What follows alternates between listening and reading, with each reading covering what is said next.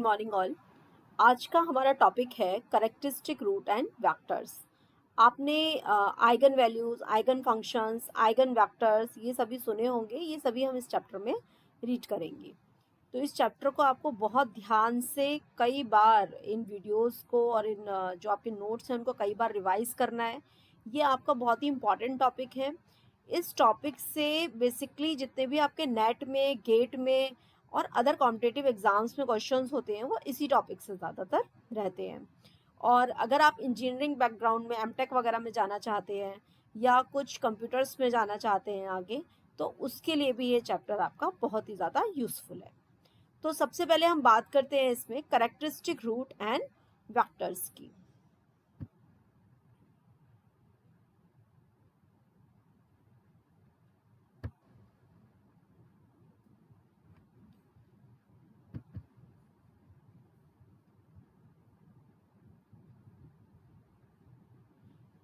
First आता है आपका characteristic value problem. Let A be a square matrix. आप ध्यान दीजिएगा कि जितनी भी हमने अब तक जो चैप्टर्स पढ़े हैं इसमें हम स्क्वायर मैट्रिक्स यूज कर रहे हैं। Let A be the square matrix such that A is equal to A I J N cross N.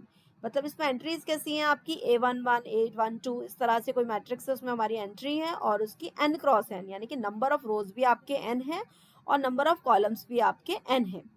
Corresponding to matrix A, to determine the scalars and non-zero vectors x is equal to x1 x2 up to xn, which satisfies the equation a into x is equal to lambda into x, is known as the characteristic value problem. इसमें दो तीन चीजें एक साथ आपकी आएंगी, इसको ध्यान से आप देखिएगा। कैरेक्टरिस्टिक वैल्यू प्रॉब्लम क्या होती है, जैसे जैसे आएगा मैं आपको मेंशन करती चलूंगी। तो आप बेसिकली ये देखिए कि ये जो इक्वेशन है आपकी a into x is equal to lambda into x. A क्या है आपका, कोई ये मैट्रिक्स है, ठीक है।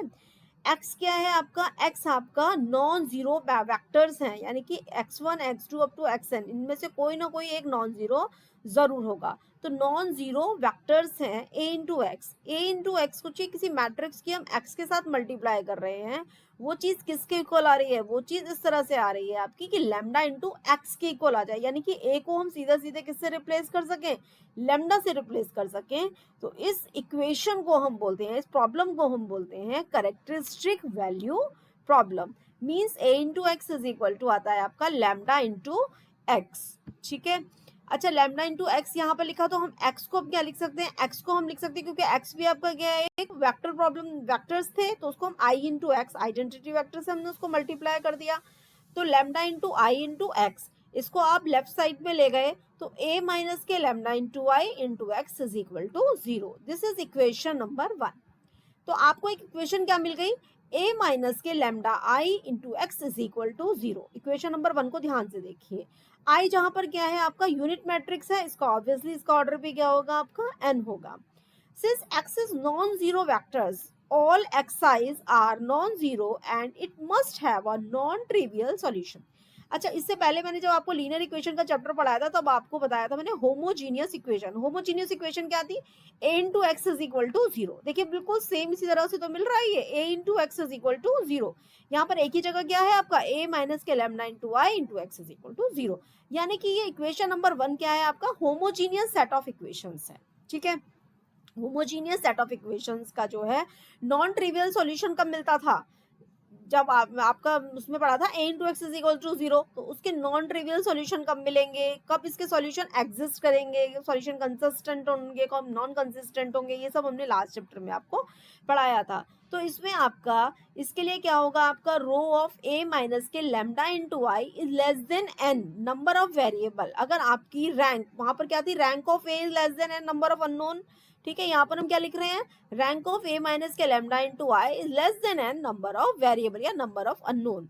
इफ a माइनस के lambda into I is equal to 0। अच्छा, रैंक जो है वो n से कम है, इसका मतलब a माइनस के लैम्डा इंटू आई का डिटरमिनेंट कितना होगा, 0। माने इसके मीनिंग हुआ कि a माइनस के लैम्डा इंटू क्या होगा, आपका ये होगा आपका सिंगुलर होगा। अगर आपकी मैट्रिक्स सिंगुलर है तो आपको वहां पर क्या मिलेंगे, नॉन ट्रिवियल सॉल्यूशन मिलेंगे। आप लास्ट चैप्टर में जाकर देखिएगा, उसमें मैंने कई सारी कंडीशंस आपको बताई हैं। Then X is have non trivial solution.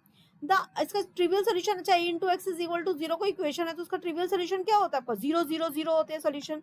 लेकिन यहाँ पर मैं पहले से ही लेकर क्या चली हूँ कि x जो वेक्टर है वो हमारा कैसा है, नॉन जीरो है। नॉन जीरो है उस केस में हमें नॉन ट्रिवियल सोल्यूशन मिलना चाहिए। नॉन ट्रिवियल सोल्यूशन के लिए क्या होना चाहिए, यानी कि a माइनस के लेमडा इंटू आई की रैंक जो है वो किससे कम होनी चाहिए, वो हमारी नंबर ऑफ अननोन से कम होनी चाहिए। जब वो रैंक हमारी नंबर ऑफ अननोन से कम होगी यानी कि n से कम होगी। n से नंबर ऑफ वो रैंक आपकी कम कैसे होगी, जब आपका डिटर्मिनेंट ऑफ a माइनस के lambda into I is equal to कितना होगा, 0। अब यहाँ पर ध्यान दीजिएगा, द मैट्रिक्स a माइनस के lambda into I is called characteristic matrix. ये आपकी कैरेक्टरिस्टिक मैट्रिक्स कहलाती है। इससे पहले मैंने कहा था कि आपका a माइनस के lambda into I into x is equal to 0 क्या कहलाती है आपकी, वो कहलाती है आपकी कैरेक्टरिस्टिक प्रॉब्लम। a माइनस के लेमडा इंटू आई ये मैट्रिक्स है, ये कहलाती है आपकी कैरेक्टरिस्टिक मैट्रिक्स। और a माइनस के लेमडा इंटू आई का डिटर्मिनेंट इज इक्वल टू 0, इसको बोलते हैं हम कैरेक्टरिस्टिक इक्वेशन। आपका यहाँ से एक ऑब्जेक्टिव क्वेश्चन बन सकता है कि a माइनस लेमडा इंटू आई को हम क्या बोलते हैं, कैरेक्टरिस्टिक मैट्रिक्स बोलते हैं। ठीक है, इस तरह से आपको पूछा जा सकता है, कैरेक्टरिस्टिक इक्वेशन पूछते हैं तो ये ध्यान से आप इसको पढ़ लीजिएगा। The value of lambda which satisfies the equation a minus k lambda into I का determinant is equal to 0 are called eigenvalues और latent root और proper root और characteristic root of the matrix A। ठीक है, यहाँ पर हम बार बार जो मैं इन जनरल हम यूज करते हैं वो हम आइगन वैल्यू यूज करते हैं। ठीक है, लेकिन इसके कई नाम है, आपका आइगन वैल्यू भी है, इसको हम लेटेंट रूट भी बोलते हैं, इसको हम प्रॉपर रूट भी बोलते हैं, इसको हम कैरेक्टरिस्टिक रूट भी बोलते हैं ऑफ मैट्रिक्स ए। किसको बोल रहे हैं, लैम्डा को।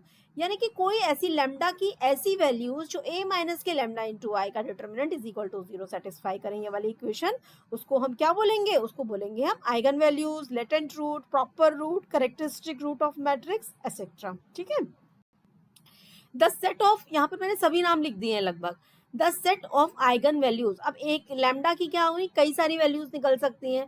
The set of eigen values of A is called spectrum of A when they are plotted in X Y plane. अगर हम लैम्डा की डिफरेंट वैल्यूज को एक्स वाई प्लेन में हम प्लॉट करते हैं, एक्स वाई प्लेन में मतलब एक्स एक्सिस हमने क्या लिया, रियल एक्सिस लिया, वाई एक्सिस क्या ले लिया हमने, इसमें इमेजिनरी एक्सिस ले लिया, और उसको हम जब एक्स वाई एक्सिस पे प्लॉट करते हैं तो उसको बोलते हैं स्पेक्ट्रम ऑफ ए। ये भी आपका एक बार ऑब्जेक्टिव क्वेश्चन पूछा जा चुका है कि स्पेक्ट्रम ऑफ ए किसे कहते हैं। तो जो सेट ऑफ आइगन वैल्यूज होती हैं जिसे हम एक्स वाई प्लेन पर हम क्या करते हैं, प्लॉट करते हैं, इसको बोलते हैं हम स्पेक्ट्रम ऑफ ए। द ठीक है, the largest eigen values in modulus is defined as spectral radius. ये भी एक बार क्वेश्चन पूछा जा चुका है कि आपकी लैम्डा की उन्होंने 2, 3 और -5 वैल्यूज दे दी और उसके बाद पूछा कि इसकी स्पेक्ट्रल रेडियस कितनी है।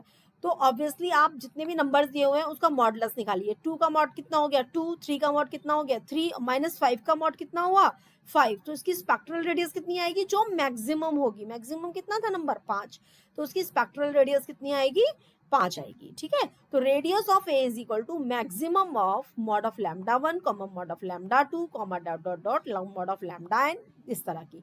हमारी ए माइनस के लैम्डा इंटू आई, ये हमारी एन क्रॉस एन मैट्रिक्स है, तो लैम्डा की कितनी वैल्यूज निकलेंगी, लैम्डा की हमारी एन वैल्यूज निकलेंगी, और इस तरह से एन वैल्यूज निकलने पर हम उसका मॉडुलस लेंगे। मॉडुलस में से जो मैक्सिमम होगा वो उसका कहलाएगा रेडियस ऑफ ए। अब इसके बारे में मैं आपको नेक्स्ट वीडियो में शो करती हूँ।